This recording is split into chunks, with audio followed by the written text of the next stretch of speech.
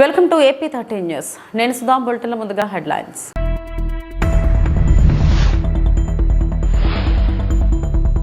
పిన్నెల్లి మీద అన్యాయంగా కేసులు పెట్టి నిర్బంధించారన్న వైసీపీ అధినేత వైఎస్ జగన్.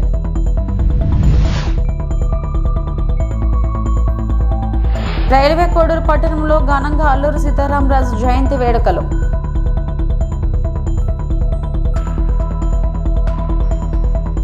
ఎన్ఆర్ఐ టీడీపీ ఆధ్వర్యంలో విదేశాలకు వెళ్తున్న టీచర్లకు మంత్రి శ్రీనివాస్ సర్టిఫికెట్ల పంపిణీ.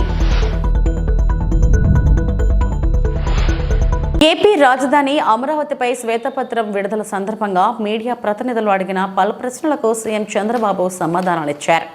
భవిష్యత్తులో ఎవరూ మార్చాలనే ప్రయత్నం చేయకుండా అమరావతి రాజధానిగా ఉండేలా చట్టపరంగా ఏమైనా చేయు అని ఓ విలేకరి ప్రశ్నించారు. దీనికి చంద్రబాబు సమాధానమిచ్చారు.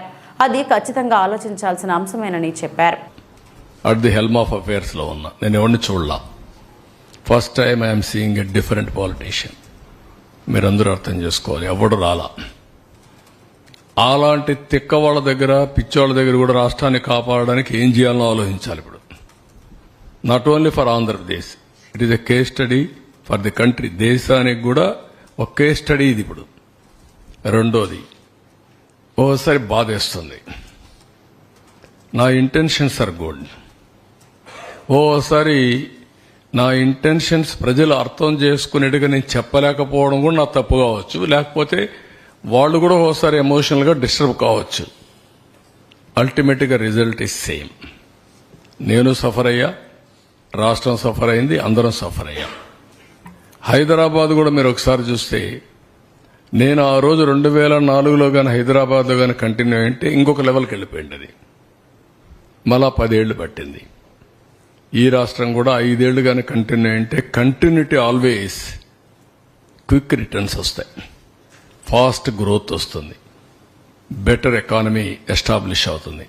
అక్కడ గ్యాప్ అనేది కొంత నష్టం జరిగింది, కానీ నేను రిపెంట్ కావడం లేదు. నేను ఎప్పుడు కూడా పాజిటివ్గా ఆలోచిస్తా. ఏది జరిగినా మళ్లీ దాన్ని అక్కడి నుంచి స్టార్ట్ చేసి ముందు తీసుకుపోవడం తప్ప ఎన్నికపోయే సమస్య ఉండదు. డిటర్మినేషన్. జనసేన అధినేత రాష్ట్ర ఉప ముఖ్యమంత్రి పవన్ కళ్యాణ్ పిఠాపురంలో ఇల్లు కట్టుకునేందుకు సన్నాహాలు చేస్తున్నారు. బుధవారం స్థలం కొని రిజిస్ట్రేషన్ చేయించుకున్నారు. పిఠాపురం మండలంలోని భోగాపురం ఇల్లింద్రాడ రెవెన్యూ పరిధిలో 1.44 ఎకరాలు, 2.08 ఎకరాలు 2 బిట్లు తీసుకున్నారు. బుధవారం మధ్యాహ్నం 1:30 నుంచి 2 గంటల మధ్యలో పవన్ కళ్యాణ్ పేరున రిజిస్ట్రేషన్ పూర్తయింది. ఇందులో 2 ఎకరాల స్థలంలో క్యాంప్ ఆఫీస్, మిగిలిన స్థలంలో ఇల్లు కట్టుకుని పిఠాపురం వాస్తవుడిగా ఉంటారని బహిరంగ సభలో ప్రజలకు చెప్పారు. ఈ ప్రాంతంలో ఎకరం మార్కెట్ విలువ 15 నుండి 16 లక్షల మేర ఉంది. మరో 10 ఎకరాల తోటలు జనసేన నేతలు కొనేందుకు సిద్ధమవుతున్నట్టు సమాచారం.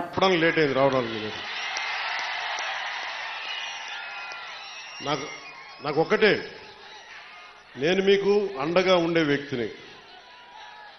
నేను మీరు చూడండి, మీరు నాకు గుప్పిడంత గుండె బలం ఇస్తే నాకు, నేను హిమాలయ పర్వతాలనంత బలంతో తేజస్సుతోటి మన కూటమికే అండగా, విజయానికే మేమందరం అండగా పనిచేస్తాం. మీరు ఇచ్చిన స్ఫూర్తి.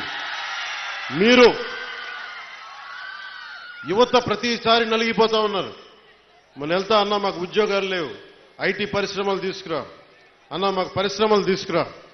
ఇందాకెళ్తే దారి పొడవునా మాకు నీళ్లు రావట్లేదు. పక్కనే కేంద్రం మనకి గ్రాండ్ పథకంతో వచ్చే నీటి పథకాలు ఉన్నా కానీ పక్కనే 50 అడుగులు కూడా లేని పక్కనే ఉన్న గ్రామానికి నీళ్లు రావట్లా.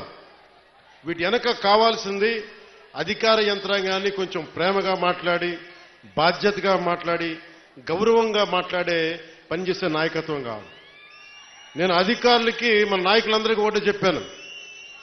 నేను ప్రభుత్వ ఉద్యోగి కొడుకుని, ప్రభుత్వ ఉద్యోగులకి మేము గౌరవిస్తాం. నాయకులందరికీ చెప్పాను, మీరు ఎమ్మెల్యేలుగా గెలిచి అధికార యంత్రాంగం మీద జులుం ప్రదర్శిస్తే మటుకు క్రమశిక్షణ చర్యలు ఉంటాయి. అధికారులకి చాలా చాలా గౌరవం ఇవ్వండి. ఒకవేళ తప్పేదైనా ఉంటే అది మాట్లాడే విధానం వేరే ఉంటుంది. కానీ మీరు గత ప్రభుత్వం నాయకుల్లాగా దౌర్జన్యపూరితంగా బెదిరిస్తే పార్టీ పరంగా క్రమశిక్షణ చర్యలు ఉంటాయని చాలా రివ్యూ మీటింగ్లో చాలాసార్లు చెప్పాను నేను. ఎందుకంటే నోరు మంచిదైతే ఊరు మంచిదవుద్దు అంటారు. నేను ఒక అధికారి దగ్గరికి వెళ్ళి మీకు నీటికి రావాలి అంటే చొక్కా పట్టుకునో బూతులు తిడితే ఎవరు మాట్లాడతారు? మాట్లాడాలి. వాళ్ళ కష్టం కూడా అర్థం చేసుకోవాలి. వారి కష్టాలను కూడా అర్థం చేసుకునే మాట్లాడాను. అందుకని నేను ప్రప్రథమంగా మీకు ఇచ్చిన హామీలు తాగునీరు, సాగునీరు, విద్య,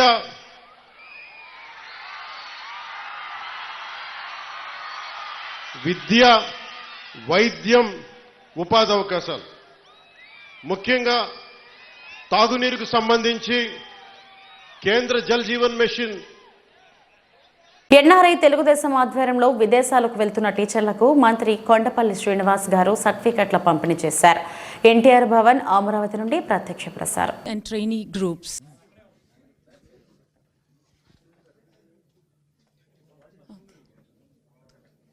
ముందు నిలబడితే బాగా వస్తుంది.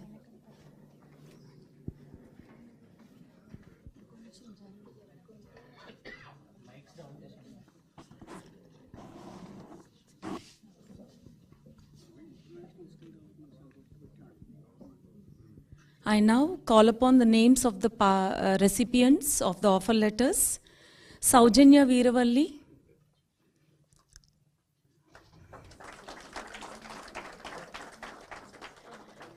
Priyanka Eleti,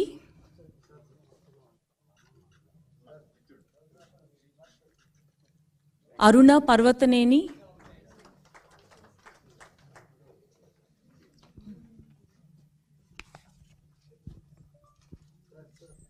Srivalli Velaga, Valli,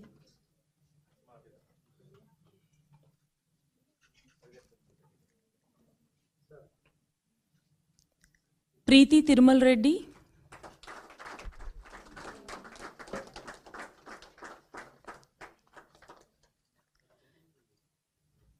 Kirti Idupuganti,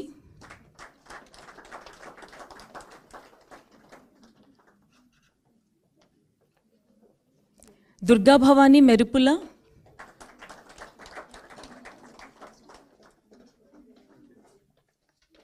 Ramkrishna Achanta,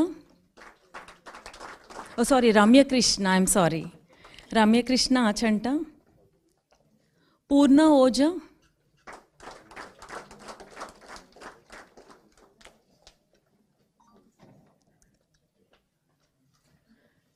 Mr. Sebastian, please come this way. Come on to the dais through the steps. Durga Bhavani Korrapati,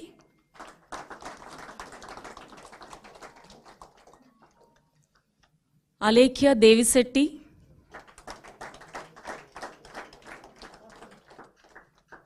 Bhagyaraju Kamatam,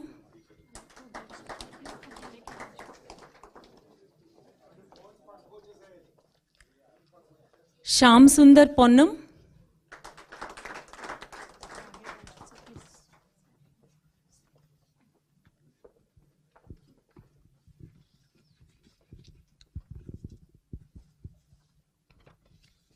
రాజధాని అమరావతిపై ముఖ్యమంత్రి చంద్రబాబు విడుదల చేసినది శ్వేతపత్రం కాదని, అది పచ్చపత్రం, వైఎస్ఆర్సీపీ ప్రభుత్వం మీద నీలాపినిందాలు వేసే పత్రమని మాజీ మంత్రి ఆదిమూలపు సురేష్ అన్నారు. నిరాధార ఆరోపణలతో అభియోగాలు మోపుతూ 5 ఏళ్ల కాలంలో వైఎస్ఆర్సీపీ అమరావతి నిర్మాణాన్ని అడ్డుకుందంటూ అసత్య పత్రం విడుదల చేశారని మండిపడ్డారు. తాడేపల్లిలోని వైఎస్ఆర్ కాంగ్రెస్ పార్టీ కేంద్ర కార్యాలయంలో ఆయన మీడియాతో మాట్లాడారు. వేసే పత్రం నిరాధారంగా, ఆధారాలు లేకుండా అభియోగాలు మోపుతూ 5 సంవత్సరాల కాలంలో వైసీపీ అమరావతి నిర్మాణాన్ని అడ్డుకుందని ఒక అంశాన్ని తీసుకొచ్చే ప్రయత్నం చేస్తూ అమరావతి విధ్వంసానికి వైసీపీ ప్రభుత్వం పాల్పడిందని, 5 సంవత్సరాల కాలంలో అమరావతి నిర్మాణం పనులు ఏమీ జరగలేదని, ఏం చేసినా కూడా అది వారి హయాంలో 2014-19 తెలుగుదేశం పార్టీ ప్రభుత్వం ఉన్న కాలంలో జరిగిందనే ఒక వాదనను వినిపించే ప్రయత్నం చేశారు. కానీ సఫలం కాలేకపోయారు. ఎందుకంటే ఆధారాలు ఏమీ లేకుండా రాజకీయ కోణంలో ఆ యొక్క ప్రజెంటేషన్ సాగిందనే విషయాన్ని కూడా ఈరోజు మీ అందరికీ మనం చేసుకుంటా ఉన్నాం. ఒక శ్వేతపత్రం రిలీజ్ చేయాలన్నప్పుడు ఏ అంశం మీదైనా కూడా వాస్తవాలు, గణాంకాలు, ఆధారాలతో పాటు వాటిని కోట్ అన్కోట్ చేస్తూ ప్రజెంటేషన్ చేస్తే బాగుండేది. అందుకే ఈరోజు నేను వైసీపీ ప్రభుత్వం గత 5 సంవత్సరాల కాలంలో అప్పుడున్నటువంటి గౌరవ ముఖ్యమంత్రి వర్యులు శ్రీ వైఎస్ జగన్మోహన్ రెడ్డి గారు ఇప్పుడు ప్రతిపక్ష నేతగా ఉన్నారు. వారి హయాంలో అమరావతి నిర్మాణం వైసీపీ ప్రభుత్వం ఆకాంక్షించింది, కోరుకుంది. వైసీపీ ప్రభుత్వం జగన్మోహన్ రెడ్డి గారి నాయకత్వంలో 5 సంవత్సరాల కాలంలో ఖచ్చితంగా అనేక అంశాలను తీసుకోవడం జరిగింది, నిర్మాణాలను చేపట్టడం జరిగింది. ఒక ప్లాన్ ప్రకారం, అంటే గతంలో వారు ఏదైతే మొదలుపెట్టడం జరిగిందో smart city, Amaravati smart city కానివ్వండి, కోర్ క్యాపిటల్ కానివ్వండి, ఈ యొక్క ఆల్ ఇండియా సర్వీసెస్, అట్లాగే ఎమ్మెల్సీ క్వార్టర్స్ కానివ్వండి, అంటే అమరావతి గవర్నమెంట్ కాంప్లెక్స్ నిర్మాణం కానివ్వండి, రోడ్లు కానివ్వండి, ఇవన్నీ కూడా ముందుకు తీసుకోవడం జరిగిందనే విషయాన్ని ముఖ్యంగా తెలుగుదేశం పార్టీ ప్రభుత్వం తీర్చకుండా పోయినటువంటి అప్పులు ఏవైతే ఉన్నా, బకాయిలు అయితే అనేటివి వాటిని కూడా తీర్చే కార్యక్రమంలో కూడా పూర్తిగా చిత్తశుద్ధితోటి వైఎస్ఆర్ కాంగ్రెస్ పార్టీ ప్రభుత్వం పనిచేసిందనే విషయాన్ని అంకెలతోటి, ఆధారాలతోటి ఈరోజు చెప్పే ప్రయత్నం చేస్తానని చెప్పి కూడా మీ అందరికీ సవినయంగా మనం చేసుకుంటా ఉన్నాం. దానికి ఒకటే నేను చెప్పదలుచుకున్నాను, ఒక్కసారి మనం గతంలోకి వెళ్ళాల్సినటువంటి అవసరం ఉంది. ఈ అమరావతి నిర్మాణం ఏదైతే ఉందో ఈరోజు మళ్ళా మేము నిర్మాణం చేస్తాం, పునర్నిర్మాణం చేస్తామని చెప్తా ఉన్నారు. ఇది చంద్రబాబు నాయుడు గారు ఈ ప్లాన్ నాది, ఈ విజన్ నాది అని చెప్పినటువంటి వ్యక్తి మరి అమరావతి కోసం, అమరావతి పూర్తి చేయడానికి వారు ఎందుకు పరిపూర్ణంగా ఖర్చు పెట్టలేకపోయారు? వారు పెట్టిన ఖర్చు ఎంత? వారు పెట్టిన బకాయిలు ఎంత? అసలు వారి హయాంలో ఏం జరిగింది అనే విషయం ఖచ్చితంగా రాష్ట్రపతులందరూ కూడా ఒకసారి నేను గుర్తు చేయాల్సినటువంటి అవసరం ఉంది. ఎందుకంటే అక్కడి నుంచి వాళ్ళు మొదలు పెడితే బాగుంటుందని చెప్పి నా యొక్క ఆలోచన విధానం. ఎందుకంటే దాంట్లో ఏం జరిగింది అనే విషయం, ముఖ్యంగా ఆ ఇన్సైడర్ ట్రేడింగ్ అనేది ఏదైతే మేము చెప్పడం జరిగిందో దానికి వారు మన్యం వీరుడు అల్లూరి సీతారామరాజు జయంతి వేడుకలను చిత్తూరు జిల్లా కలెక్టరేట్లో ఘనంగా నిర్వహించారు. ఈ సందర్భంగా బీసీ వెల్ఫేర్ జిల్లా అధికారి రబ్బానీ భాషా, ఎస్టీ సంక్షేమ శాఖ అధికారి మూర్తి అల్లూరి సీతారామరాజు చిత్రపటానికి జిల్లా కలెక్టరేట్ హాల్లో పూలమాలలు వేసి ఘనంగా నివాళులు అర్పించారు. వారు మీడియాతో మాట్లాడుతూ పుట్టుకతో అల్లూరి సీతారామరాజు బీసీ అయినప్పటికీ గిరిజనుల కోసం ఆయన చేసిన సేవలు, త్యాగం చిరస్మరణీయమన్నారు. స్వతంత్ర సమరయోధుడు అల్లూరి సీతారామరాజు జయంతి శుభాకాంక్షలు తెలిపారు. కార్యక్రమంలో కలెక్టరేట్ అధికారులు పాల్గొన్నారు.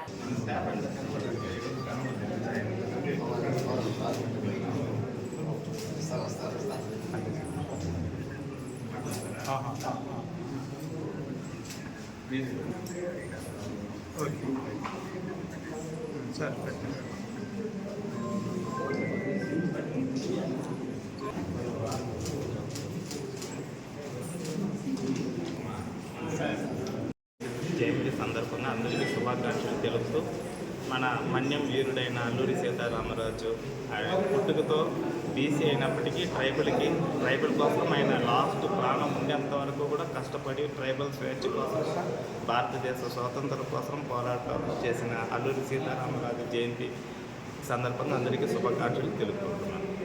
అల్లూరి సీతారామరాజు ఇక్కడ ఘనంగా నిర్వహించడం జరిగింది. అల్లూరి సీతారామరాజు చేసిన త్యాగాలని నేర్చడం జరిగింది. ఆయన చిత్రపటానికి పూలమాల వేశారు, శ్రద్ధాంజలి అర్పించడం జరిగింది. తిరుపతిలోని మాజీ మంత్రి పెద్దిరెడ్డి రామచంద్రారెడ్డి ఇంటిని జనసేన నాయకులు ముట్టడించారు. దీంతో ఉద్రిక్త పరిస్థితి నెలకొంది. పెద్దిరెడ్డి ఇంటికి మున్సిపాలిటీ నిధులతో రోడ్డు వేశారని ఆరోపిస్తూ జనసేన నాయకులు నిరసనకు దిగారు. దీంతో పోలీసులు పెద్దిరెడ్డి ఇంటి వైపు వెళ్లకుండా జనసేన నేతలను అడ్డుకున్నారు. మున్సిపాలిటీ అధికారులు 2 రోజుల్లో చర్యలు తీసుకుంటామని హామీ ఇవ్వడంతో ధర్నా విరమించారు.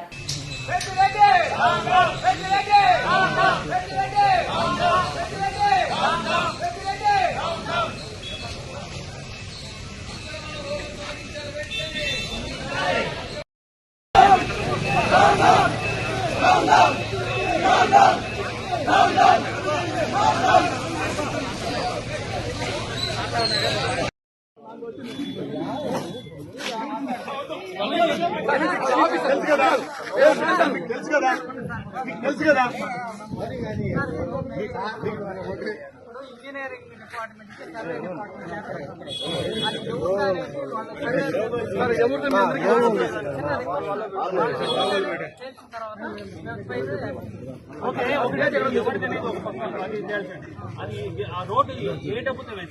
అదే సార్ ఇంజనీరింగ్ డిపార్ట్మెంట్ కూడా మేము నోట్ పెట్టున్నాం. వాళ్ళు కూడా వస్తారు అందులో. ఇంజనీరింగ్ డిపార్ట్మెంట్ ఎవరు అక్కడ రోడ్డు నిర్మించారు అంటేనే అది ప్రజలకు సంబంధించిన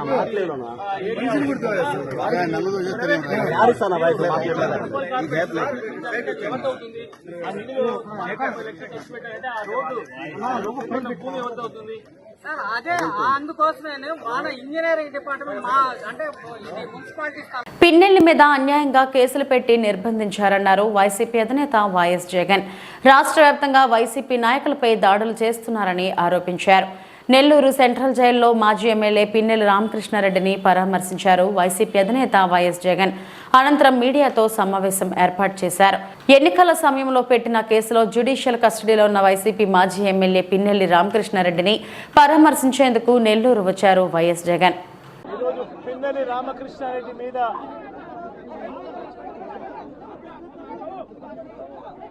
తన మీద ఏకంగా 307 అంటే అటెంప్ట్ టు మర్డర్ లాంటి కేసులు పెట్టి ఏ రకంగా అన్యాయంగా తనను జైల్లో నిర్బంధించడం జరుగుతూ ఉందో కూడా చూస్తూ ఉన్నాం. ఈరోజు రాష్ట్ర వ్యాప్తంగా కూడా ఇదే కార్యక్రమాలు జరుగుతూ ఉన్నాయి. రాష్ట్ర వ్యాప్తంగా కూడా కేవలం తెలుగుదేశం పార్టీకి చంద్రబాబు నాయుడు గారికి ఓటు వేయలేదు అన్న ఒకే ఒక కారణంతో ఏకంగా ఆస్తులను ధ్వంసం చేస్తూ ఉన్నారు, దొంగ కేసులు పెడతా ఉన్నారు.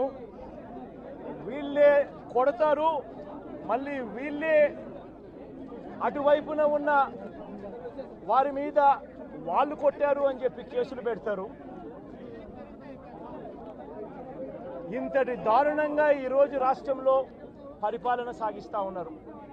నేను అడుగుతా ఉన్నా, ఇదే గత 5 సంవత్సరాల కాలంలో వైఎస్ఆర్సీపీ పరిపాలనలో ఉండగా, వైఎస్ఆర్సీపీ ప్రభుత్వంలో ఉండగా అప్పుడు జగన్ ఏం చేశాడు?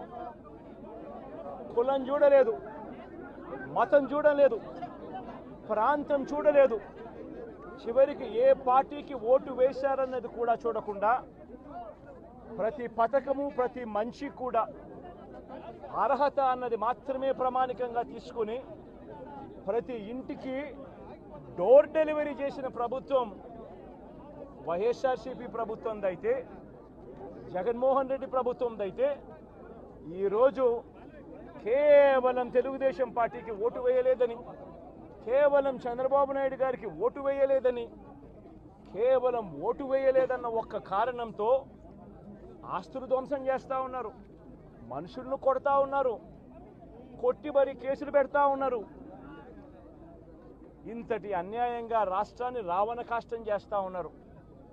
పేద విద్యార్థులకు పాఠ్యపుస్తకాలను అందించిన త్రిశక్తి సేవా సమితి రోజుకు పెరుగుతున్న విద్యా ఖర్చులను దృష్టిలో పెట్టుకుని పేద విద్యార్థులకు చేయూతగా స్వచ్ఛందంగా సేవ చేయాలనే సంకల్పంతో ఆనంద్ బాగ్లో నెలకొల్పిన త్రిశక్తి సేవా సమితి ఆధ్వర్యంలో చేపడుతున్న అనేక కార్యక్రమాలలో భాగంగా నేరెడ్మెట్లో గల సేవా భారతి ఆధ్వర్యంలో నిర్వహిస్తున్న సంచార జాతుల బాలుర ఆవాసం విద్యార్థులకు ఉచిత నోట్బుక్స్, పెన్నులు, స్టేషనరీ సామాన్లు, స్వీట్లు అందించిన కమిటీ సభ్యులు. ఈ కార్యక్రమంలో త్రిశక్తి సేవా సమితి నిర్వాహకురాలు ఎం సూర్యకుమారి మాట్లాడుతూ సంస్థ ఏర్పాటు చేసి పేద విద్యార్థులకు వారి అభివృద్ధికి తోడ్పాటుగా ఉడతా సహాయంగా మేము చేస్తున్న ఈ కార్యక్రమం మాకు చాలా సంతోషాన్ని ఇచ్చిందని, అలాగే ఇలాంటి కార్యక్రమాలు మున్ముందు చేసి మాకు చేతనైనంత వరకు ఇతరులకు సహాయం చేయడమే మానవ సేవే మాధవ సేవ అవుతుందని, భగవంతుడు మాకు ఇంకా సేవ చేసే ధైర్యాన్ని ఇవ్వాలని కోరుతున్నామని అన్నారు. కార్యక్రమంలో సంస్థ సభ్యులు కెవి రవి, రామసాయి, శశి, శైలజ, సమూహ కుమారి, శేషు కుమార్ మరియు సంస్థ ఇతర సభ్యులు ఈ సేవలో పాల్గొనడం జరిగింది. కార్యక్రమం చివరిలో ఆవాసం నిర్వాహకులు రవీంద్రనాథ్ కృతజ్ఞతలు తెలియజేశారు.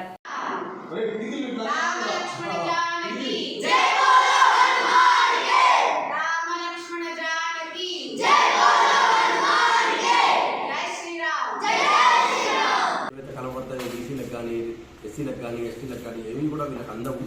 They are all the most deprived community అనమాట. కాబట్టి వాళ్ళకు కూడా ఏదైనా చేయాలి అనే ఉద్దేశంతో సేవా భారతి వాళ్ళు సంచార జాతుల పిల్లలు తీసుకొచ్చి దాదాపు 30 మంది పిల్లలు ఇక్కడ మనం చేస్తున్నాము.